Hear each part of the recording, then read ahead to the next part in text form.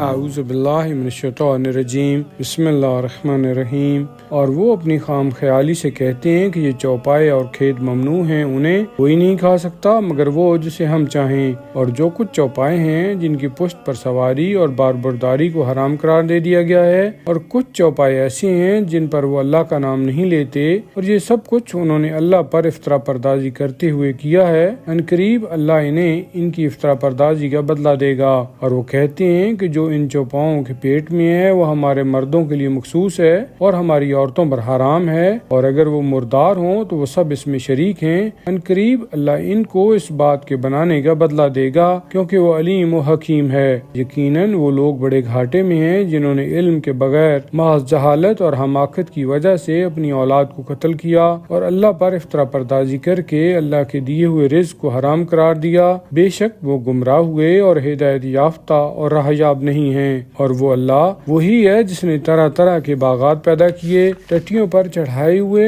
بھی اور بغیر چڑھائے ہوئے بھی، اور کھجور کے درخت اور طرح طرح کی کھیتی جس کے مزے مختلف ہیں، اور زیتون اور انار جو مشابہ بھی ہیں اور غیر مشابہ بھی، ان کے پھلوں میں سے کھاؤ جب وہ پھلیں، اور اس کی کٹائی کے دن اس کا حق ادا کرو اور اسراف مت کرو کیونکہ وہ خدا اسراف کرنے والوں کو دوست نہیں رکھتا۔ اور اللہ وہی ہے جس نے چوپاؤں میں سے کچھ ایسے پیدا کیے ہیں جن سے سواری اور باربرداری کا کام لیا جاتا ہے، اور کچھ وہ ہیں جو کھانے اور بچھانے کے کام آتے ہیں۔ جو کچھ اللہ نے تمہیں روزی عطا کی ہے اسے کھاؤ اور شیطان کے نقش قدم پر نہ چلو کیونکہ وہ تمہارا کھلا ہوا دشمن ہے۔ خدا نے 8 قسم کے جوڑے پیدا کیے ہیں، 2 قسمیں بھیڑ سے اور 2 قسمیں بکری سے۔ آپ کہیے کہ آیا اس نے ان دونوں قسموں کے نروں کو حرام کیا ہے یا دونوں قسم کے ماداؤں کو، یا جو دونوں ماداؤں کے پیٹ میں ہے؟ مجھے علم کی بنیاد پر بتاؤ اگر تم سچے ہو۔ اور اس طرح 2 قسمیں اونٹ سے اور 2 قسمیں گائے سے۔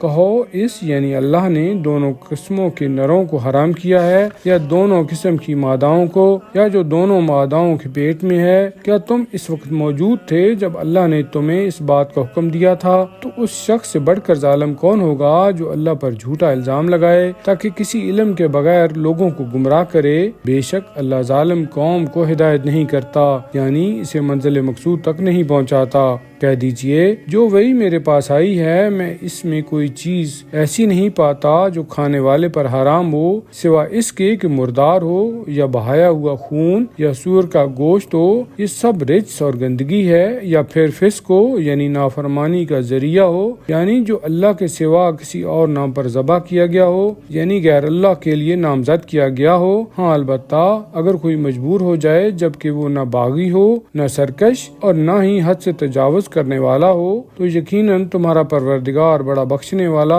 بڑا رحم کرنے والا ہے۔ اور جو لوگ یہودی ہوئے ہم نے ان پر تمام کھر والے جانور حرام کر دیے تھے، اور گائے بیل اور بھیڑ بکری کی چربی بھی حرام کر دی سوا اس کے جو ان کی پیٹھ یا ان کی انتڑیوں سے لگی ہوئی یا ہڈی سے ملی ہوئی ہو، اور ہم نے ان کو بغاوت اور سرکشی کی سزا دی تھی، اور یقیناً ہم بالکل سچے ہیں۔